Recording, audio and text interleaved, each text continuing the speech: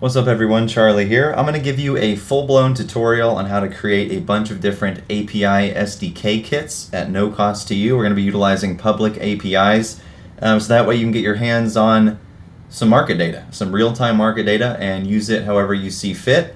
This isn't going to be too difficult. I'm going to walk through everything. We're going to do this asynchronously and concurrently for maximum performance, and we're going to be using Python. Specifically, Visual Studio Code is the IDE I'm going to be using, as well as Anaconda Navigator, which is an application that you can download from anaconda.com. I'll link those in the description below. I will also be posting each video that I go over in this tutorial series on GitHub, and the repository I will also link in the description below. That way you'll be able to easily follow along, copy and paste code, things of that nature. So we're going to start by utilizing the Webull API, and to do that we're going to build a class and define a couple of functions to get us started, and I'm going to show you how to do that from the very beginning. Again, before we begin, you will need Anaconda Navigator on your computer, as well as some form of an IDE like Visual Studio Code or PyCharm, whatever best suits you and whatever you like to use best. So once you have Anaconda Navigator downloaded and installed, you're going to go ahead and open it up, and this is what it's going to look like when you first open it. If you have experience with Anaconda, then go ahead and just skip this part and just go ahead and create your new environment, and we'll start from there. But those of you that are new at Anaconda Prompt, this is what the home page looks like. Once you get in here, just click on the Environments tab, because we're going to want to create our own environment for this project. And I'm going to create a new one, and to do that we go to Create at the bottom, and I'm going to create this. I'm going to give it a name. You can name it whatever. I'm going to name it YouTube_tutorial. And then as far as the Python version, I'm going to go ahead and select 3.11.5.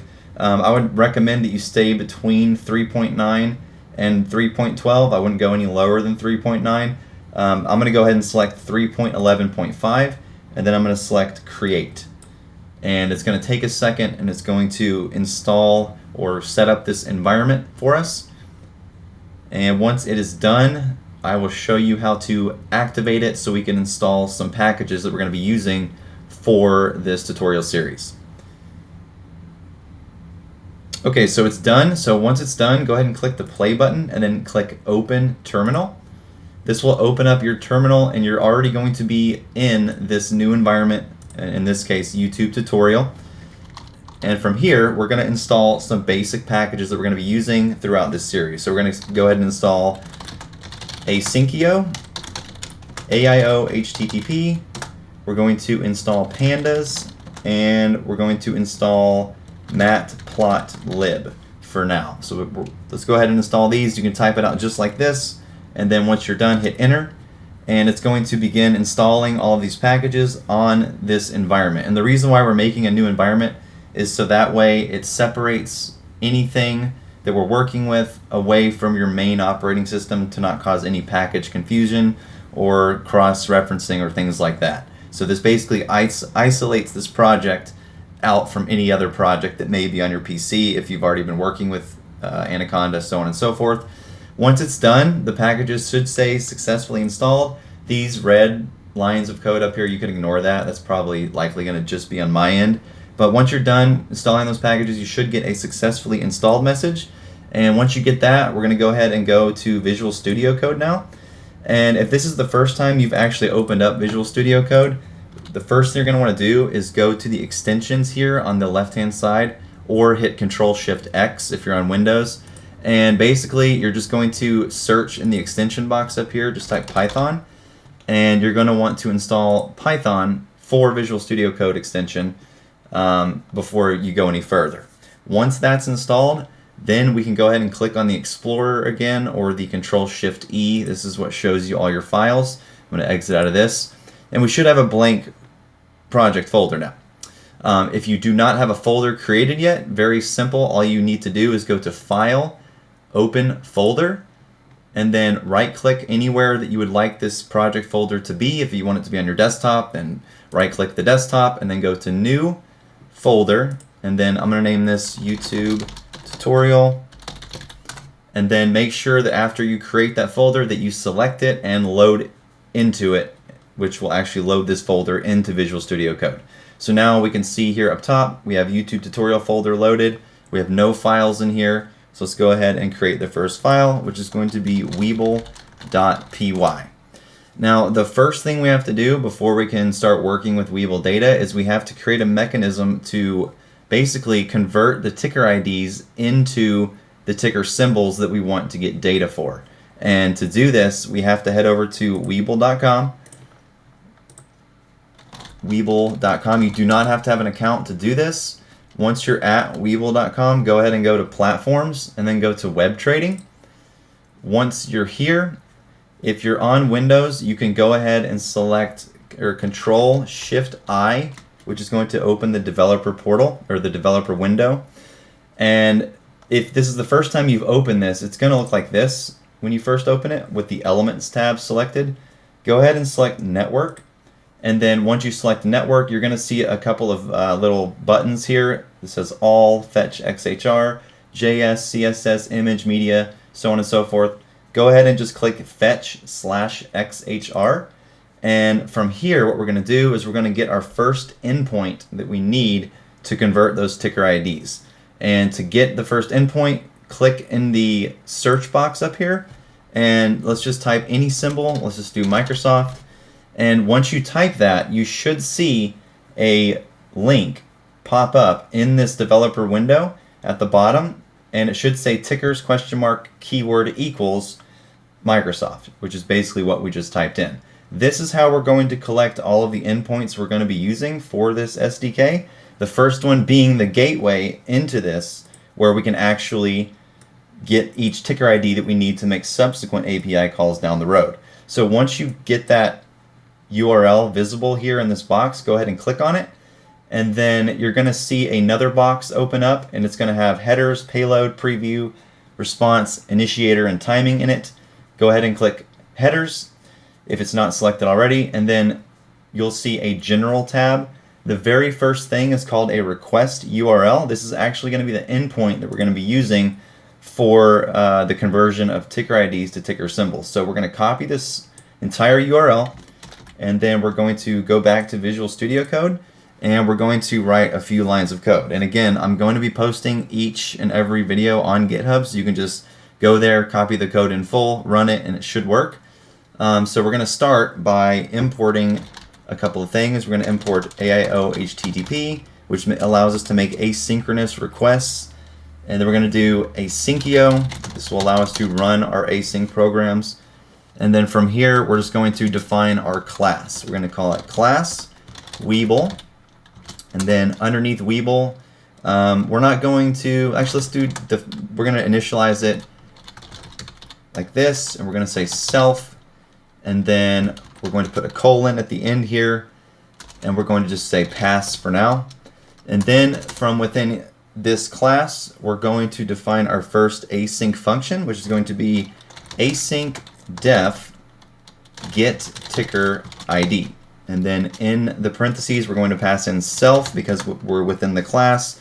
And then we're going to also take in a ticker symbol, which will be provided to get the ticker ID for said symbol. And we're going to make symbol a string. Underneath here, what we're going to do is we're going to define that endpoint that we copied from the developer tools window. And we're going to say ticker ID endpoint equals, and then we're going to paste that endpoint. Now we need to wrap it in quotations like that, and then at the front of it we need to put an F. That way it's an F string, so that way we can take this and we can add variables to it. So for example, instead of having keyword equals Microsoft, we're going to say keyword equals symbol, which is our passed in argument right here. And then for the page size, since we're likely only going to need one specific ticker at a time when querying that specific ticker, we're only going to set this to 1. And then from here, we're going to go ahead and make an API call to this endpoint by utilizing the AIO HTTP library. And to do that, we're going to do async with AIO HTTP.client session, parentheses, as session. and then we're going to do async with session.get, and then in the parentheses here we're going to put ticker ID endpoint as response, and then we're going to say data equals await response.json. And essentially what this is going to do is it's going to return to us all of the data from this endpoint contained in this URL. So we're going to just for now say return data. And then to run this program, all we have to do is we have to first instantiate the Webull class that we made by saying WB equals Webull, close it off with parentheses, and then we have to define an asynchronous main function, which we're going to say async def main. We're not going to pass in any arguments here. We're going to say symbol equals Apple for now, and then we're going to say ticker ID equals await WB dot get ticker ID, and then we're going to pass in the symbol, which is Apple. And then we're just going to print the ticker ID for now. And then to run this program, all we have to do is say asyncio.run main. And we're going to go ahead and we're going to run this just to see what the output looks like in the terminal. And to run it, you can hit F5 and then run the Python file, or you can come over here to the play button, run and debug, and then just hit the run and debug button, hit the Python file.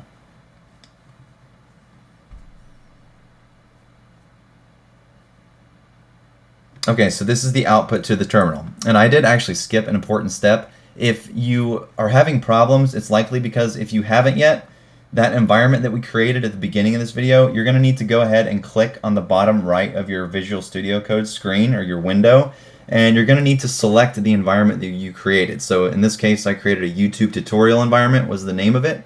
So it's right here at the bottom. You likely won't have as many options to select from as I do, but if you do, then just look towards the bottom for your most recent one that you've created. I created the one called YouTube tutorial, so I'm going to select that. Now we're actually working from within that environment. So anyways, this script here, it returns to us all of this data from that endpoint that I showed you where we need the ticker ID. But we don't need all of this data, we only need the ticker ID. So what we can do to just get the ticker ID returned is instead of returning data as a whole, we're going to break down data a little bit further, and we're going to do this. We're going to say results equals data. This is going to be the first key within that dictionary, because we look at the structure, it starts with data, and then within that data key holds all of the other attributes that we're going to want. So results is data, and then we're going to say ticker ID equals results. Since we only need the first one, we're going to zero this off just to get the first index, and then we're going to say ticker ID. So let's go ahead and return the ticker ID and see if we just get the ticker ID output now from our script here at the bottom. And we do. So that ticker ID right there that came in the terminal window is the ticker ID for Apple, and now this will work with any ticker that we put in, not just Apple. For example, if I change this to Microsoft and I hit run and debug again, it's going to come out with a different number because that is now Microsoft's ticker ID number. Now you may be asking, why do we need these ticker IDs? Well, we're going to go ahead and build our second function. So the first one's done. We don't need to do anything else with the get ticker ID. It's done. So essentially what we're going to do from here on out is every other function that we make, which is going to have different data, it's going to initially use this function that we made to convert the symbol to the ticker ID so that we can query the data. And I'll show you what I mean by that in a second. So our second one that we're going to do is called analyst ratings. We're going to say async def analyst ratings. We're going to take in self and symbol as a string. And then before we do anything else, we can already say that we already know that the ticker ID is going to be await self.getTickerID, and then pass in the same symbol. And now whenever we query this next URL endpoint, instead of passing in the symbol, we can just pass in the ticker ID directly. So to get the analyst ratings endpoint, we're going to go ahead and go back to the Webull website and then go to the stocks tab on the left hand side. Once you click on that, you're going to see a set of options here at the bottom, like news, financials, and analysis, press release. Go ahead and click on press release and then click back onto analysis. And once you do that, if you look in the developer tools window again, towards the bottom, you should see a new endpoint in this box with the word analysis at the beginning. And if you can't see it, if you're having trouble finding it, you can always come up here to the filter box and just type in analysis, which will narrow it down. So here is the URL that we need. Just like before, the URL is contained within the headers tab, and it's the request URL. Now, the reason why we needed to convert the ticker ID from the symbol is because we don't know what the ticker ID is beforehand. So now that we have this next URL endpoint, which we're going to call analysis endpoint equals, and we're going to paste that in just as we did before with an F string, quotes, and then paste the URL. Since we don't know the ticker IDs beforehand, we have to convert them. And since we just built that first function to do that, now all we have to do is just erase the ticker ID and put ticker ID in its place. That way, whatever ticker symbol we pass into this function, it's going to subsequently call the getTickerID function, convert the ticker ID from the symbol, and then pass it to the next API automatically for us so we don't have to worry about it. So now that we have the analysis endpoint ready to go, we can do a similar setup as we did initially with the getTickerID function and say async with AIO HTTP.client session as session, async with session.get ticker, or I'm sorry, analysis endpoint as response, and then data equals await response.json. And now what we can do is down here in our main function, we don't ever need to use this getTickerID function again in our main functions. We can just erase this, and we can also erase the symbol if we want. Let's just go ahead and keep that for now, and we'll erase this. So now to get this analyst ratings data, we're going to return the data first of all, and then we're going to say this, analyst ratings equals await WB, which is our Webull class, dot analyst ratings. We're going to pass in the symbol, which is Microsoft. And let's just print the results that we get from here and see what we get. So these are the results that we get. And I'm going to zoom in, or hopefully you can see that. So this is the response object that contains all of the data regarding Microsoft analyst ratings for this query. So as you can see here, it's quite a bit of data to look at. To break this down and get all of the items from this response that we need, we first look at the parent key, which is going to be rating. So we know the first key is rating. So what we can do is say, we're going to go back up to our function here. After we define data, we're going to say rating equals data rating, just like that. And then now, whenever we return rating, we're going to get a different output now. It's going to erase that rating part at the beginning and just have the totals such as this right here. Perfect. Okay, so from here, if we want to drill down on this further, what we can do is say for item in analyst ratings, print item, and now it will give us the list of items within those data sets. And we come back with three things. We have rating analysis totals, rating analysis, and rating spread. So what we can do here is we're going to go ahead and paste these up here.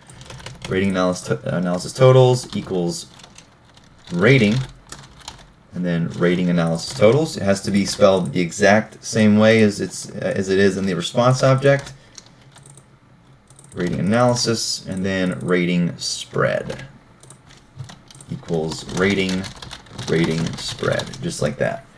And then we can go ahead and define a data dictionary now. We're going to erase return rating, and we're going to return this as a dictionary. So we're going to say data dictionary equals rating analysis totals, colon, and then just put rating analysis totals, rating analysis as rating analysis, and then rating spread as rating spread, just like that. And then we can return the data dictionary, and then we'll run this program again. and we're just going to print analyst ratings. This is for Microsoft.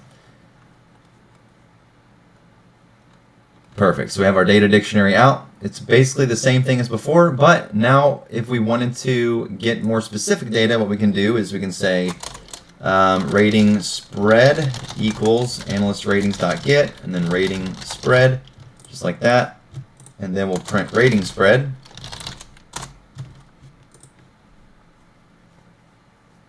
And then we get our core data that we likely wanted to get originally, which is the analyst ratings for Microsoft, which falls into the categories of underperform, buy, sell, strong buy, and hold.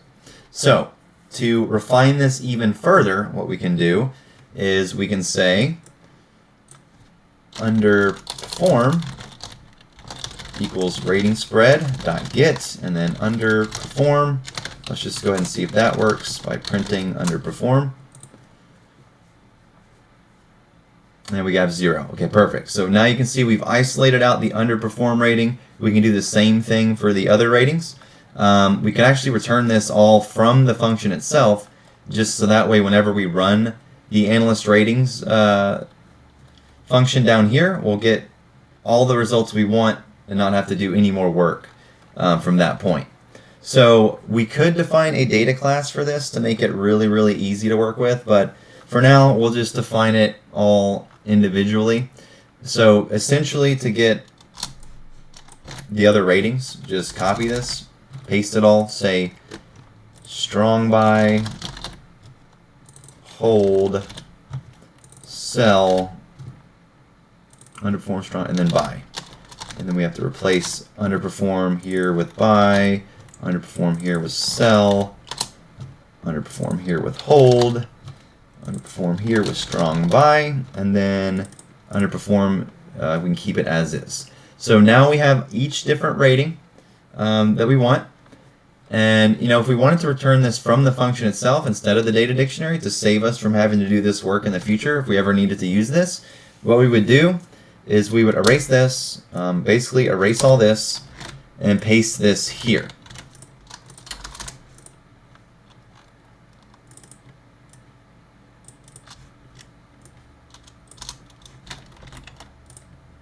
And we'll change this to rating underscore spread. And then what we can do is we can say data dictionary equals, and then we can just define out the underperform. So underperform is underperform. Strong buy is strong buy. Buy is just buy. Sell, or else do hold, is hold. And then sell is sell. And then we will just return this data dictionary. And now we'll go ahead and just print out the results here and see what they look like. So there you have it. The same thing, right? You just get the analyst rating straight from the get-go. If we wanted to do it as a data frame, what we could do is we can add in another parameter here, or another argument to this function. We can say as data frame with a colon, and we'll do a Boolean value, which is true or false. And then here at the bottom, we will say if as data frame equals true, then what we're going to do is, and this is why we installed pandas in our terminal, we're going to import pandas, which is going to allow us to work with data frames. And then if it as data frame is true, we're going to say df equals pd. Whoops, import pandas as PD. Sorry, that way we don't have to type out pandas every time. So data frame equals PD dot data frame, capital D, capital F, and then we're going to put in the data dictionary as our data object that we're going to make the data frame out of. And then we'll just simply return the data frame if data frame is true. If not, it's just going to return the data dictionary. So now we can pass in that additional argument here by doing a comma, as data frame equals true, and then see what the results look like now as a data frame. Okay, so this error here, whenever you see if using all scalar values, you must pass an index. So since this is only one index of data, we'll need to pass in an index, and to do that we just simply add in another argument here, comma, index equals, and then in brackets just put a 0 like that, and then we'll refresh this. And there you go. We have our nice data frame of data. We have underperform, 0, strong buy 21, buy of 29, hold of 5, and sell of 0. Now, there's one thing missing. We don't have the ticker. So to simply add the ticker to the data frame, what we're going to do here is we're going to say data frame equals, data frame brackets, and then we're going to define ticker equals the symbol that was passed in. So now we're going to run this again. We should see the symbol that was queried in the data frame now, and we do. So that's how you would do it for one ticker. Now you can also do this for multiple tickers, but again, we're going to start slow. This is just a get started video to show you how to build basically the gateway functions. It's going to allow us to query all the other endpoints, how to get the endpoints, and then how to make the very simple analyst ratings command, return it as a data frame or a dictionary, whatever you want. And then the next one, we'll go and we'll make some more functions utilizing more endpoints from the Webull API. And again, this is at no cost to you.